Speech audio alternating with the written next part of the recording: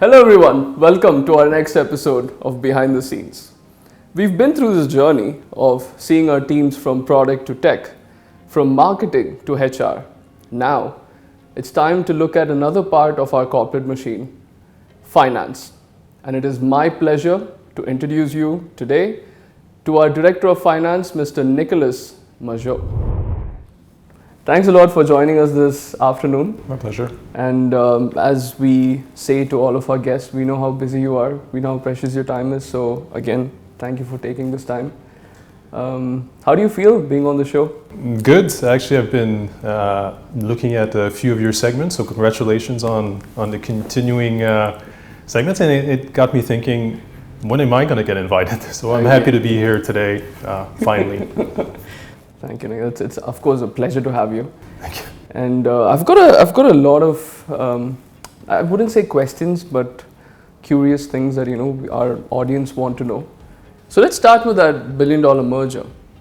How was it being part of the finance team, and how much difference did that merger make? Yeah, it has been a year, so it's pretty incredible to think it has been this quick. I think, and when we say a year, I think for me it started almost when I joined, right? So I joined 3 years ago. Back then, was asked to look after Bayut, so the local company in the UAE, but also support EMPG, so the group activities. Right.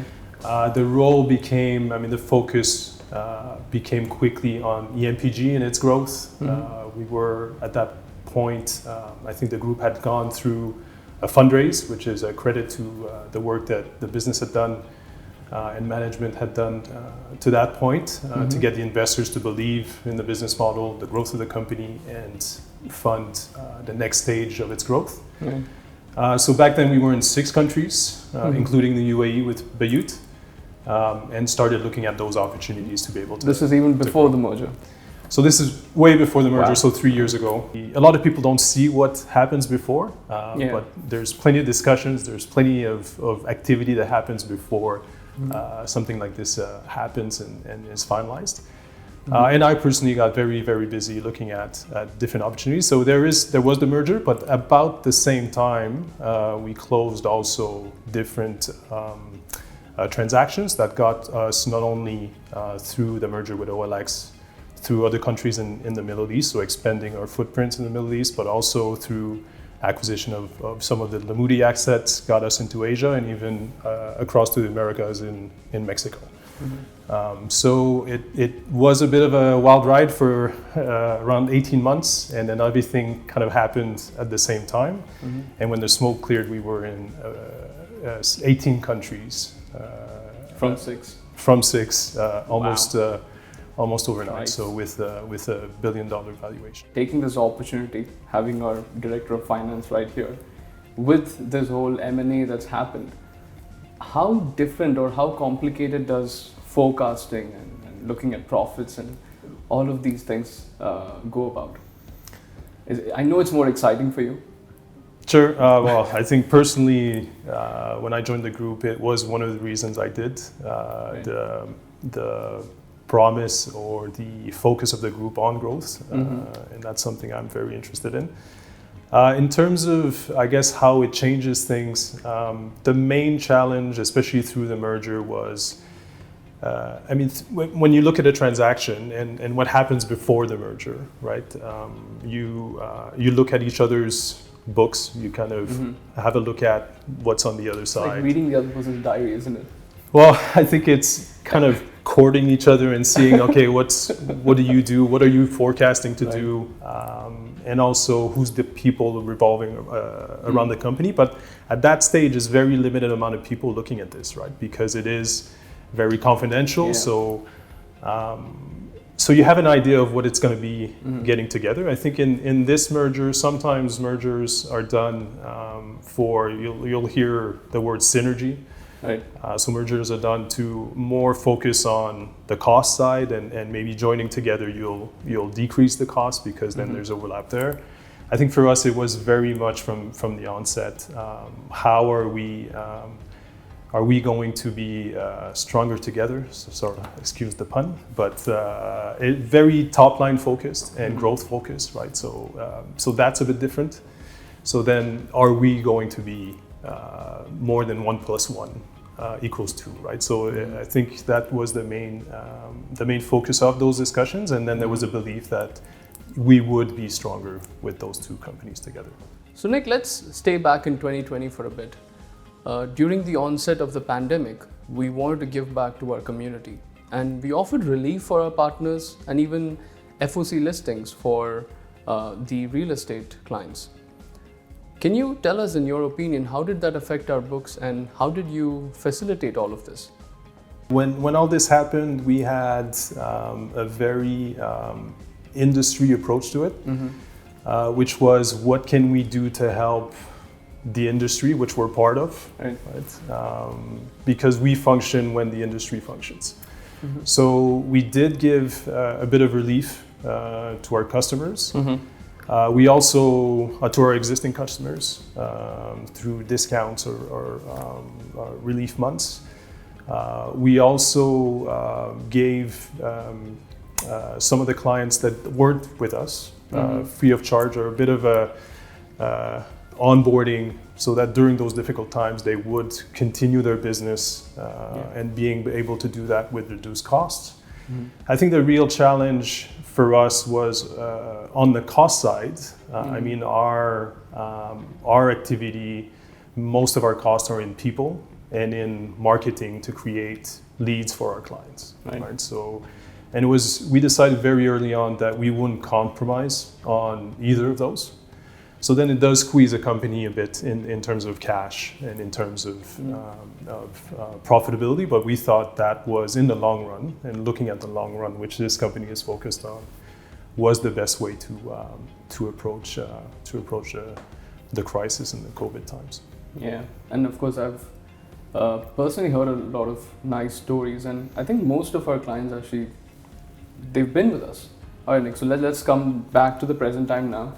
And when we think about finance in a company, there's very little known about the different groups or teams, if I may say, within finance. Would you be able to elaborate or give us like a quick layman's term? Yeah. Okay. In terms of splitting, I guess, what finance does in finance accounting, right? I'll use the F1 analogy. So. Okay.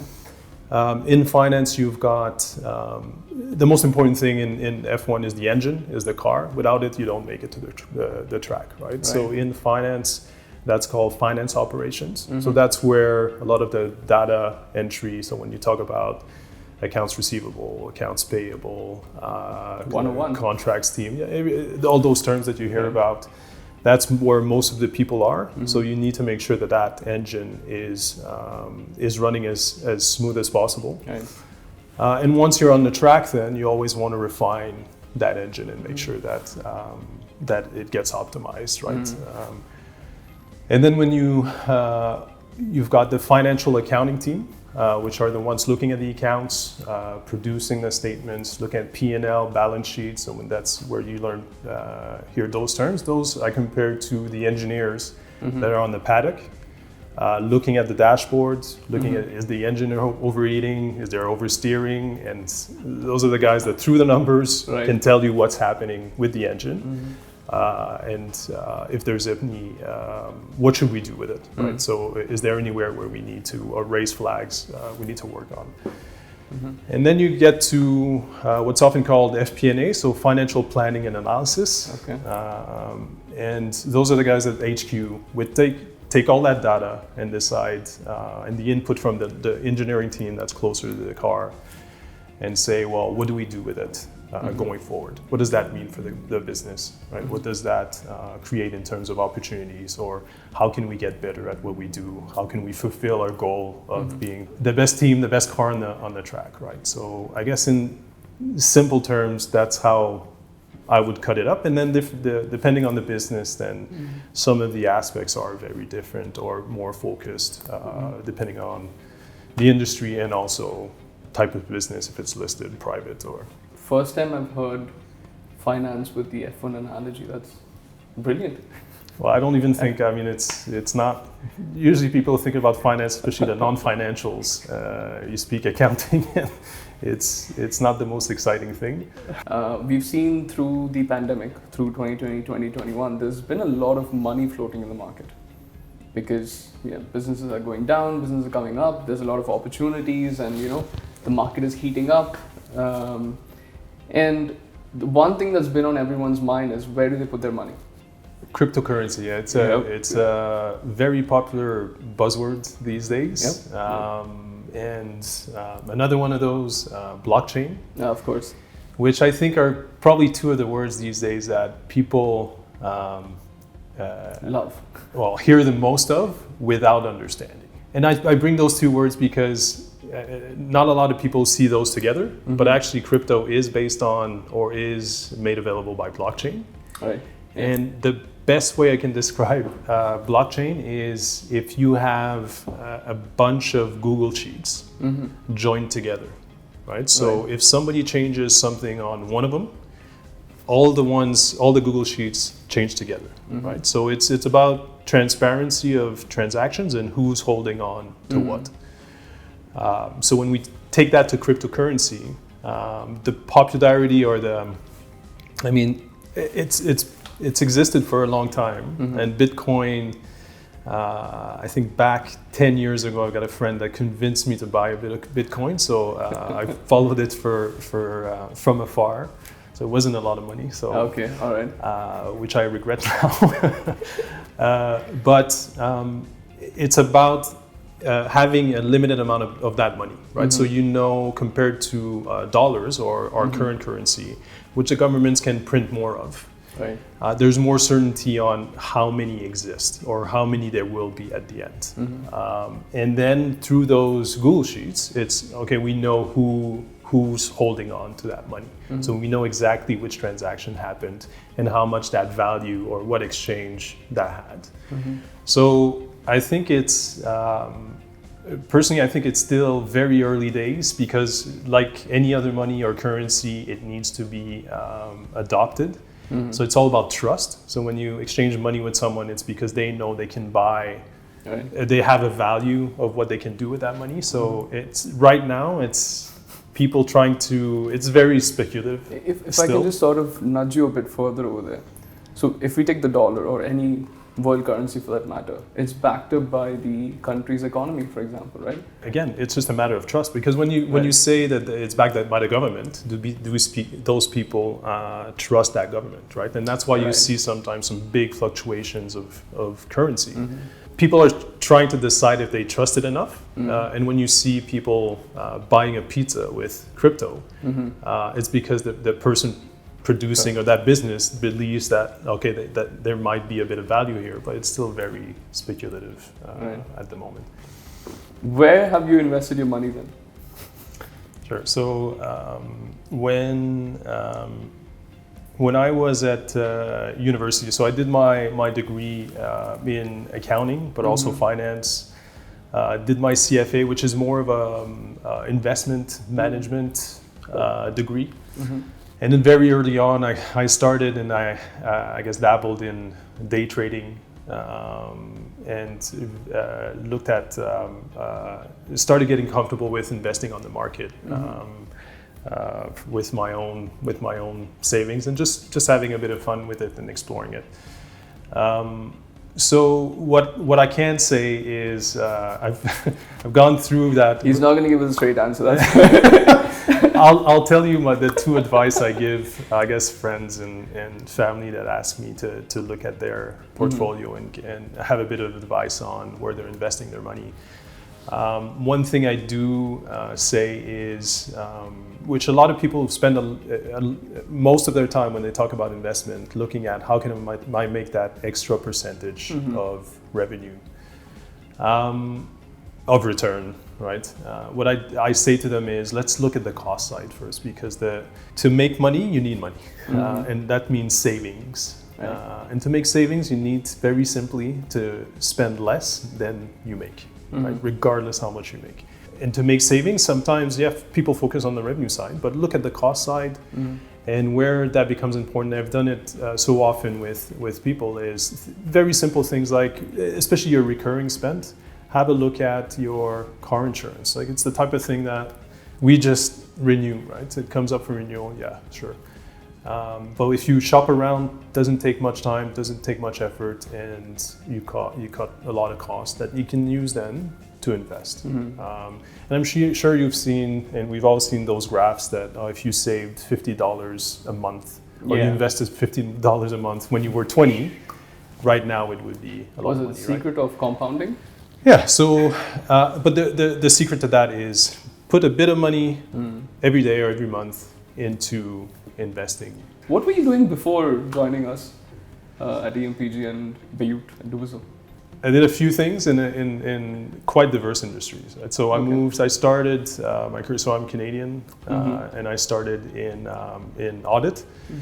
So studied in accounting, and back then to get... You started with the engine. I started at the engine side, yes.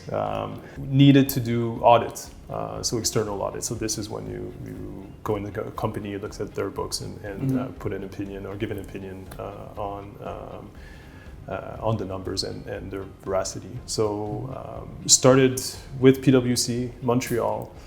It got me to Australia, so I've always known I wanted to have international experience. So I ended up in Sydney with the same company. Moved into banking at Deutsche Bank, again in Australia.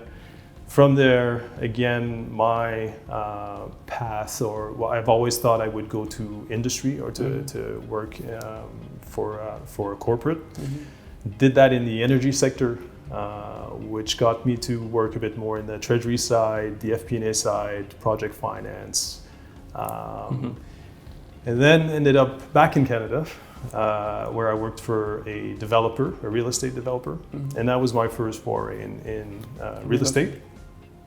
So very interesting world where probably all aspects of finance are touched, except market finance, but all the concepts you hear in school are explored. So obviously the profitability but very RR driven businesses.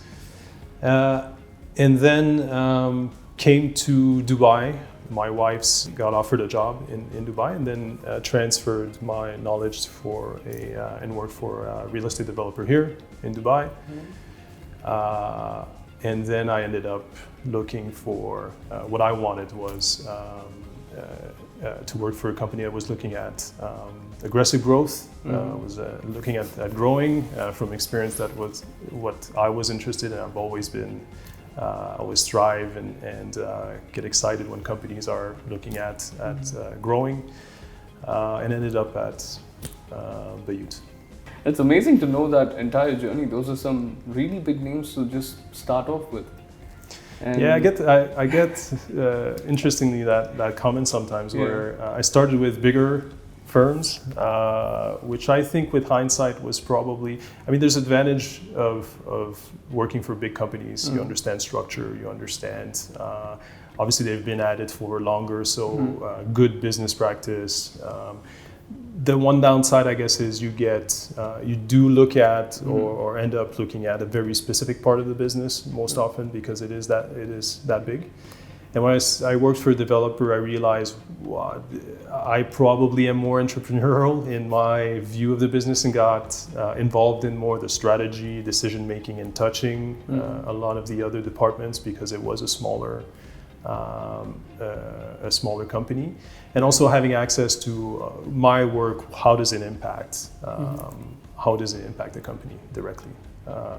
And I think that's what I was looking for. And EMPG, even if it is a global company, I think has that feel as well, where you can have a good idea of how your work is, where it ends up, and what it does in all departments, I think, across the business, which is, I think what I like is very much feel as part of what the business is creating and being part of that story.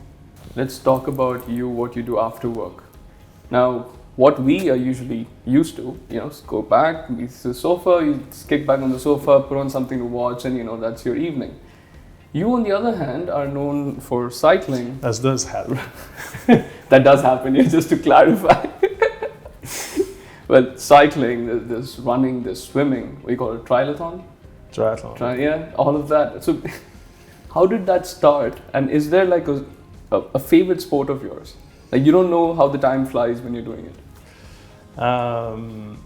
Yeah, I've always been active. So it's always was fairly natural to me, and because I was active, part of an active family, then my friends were probably around the same circles. So I need to find these people.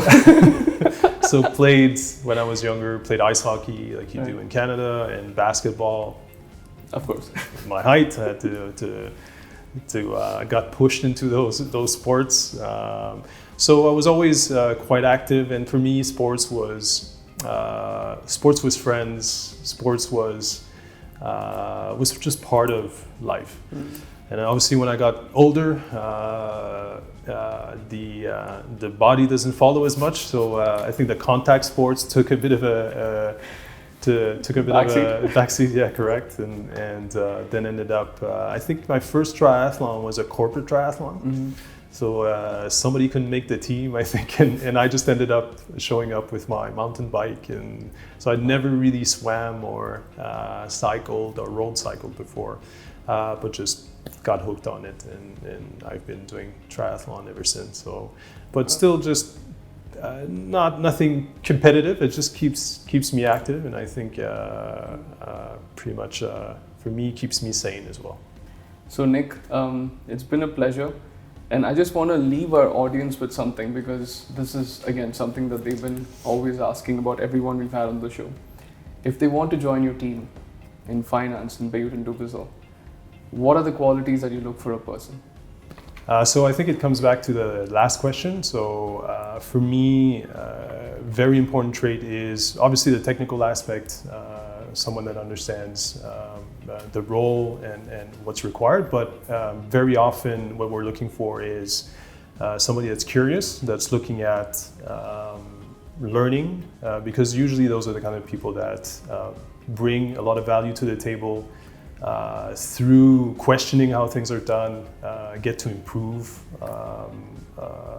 and optimize how the function works, and also come up with very good ideas of where the business should be going. So I think that's what I would say to people. Make sure you bring that and make that visible in either your CV or the way you present yourself to employers. Mm-hmm. Make sure you have a look at our website. We're looking at not only in finance but across the team. Yeah.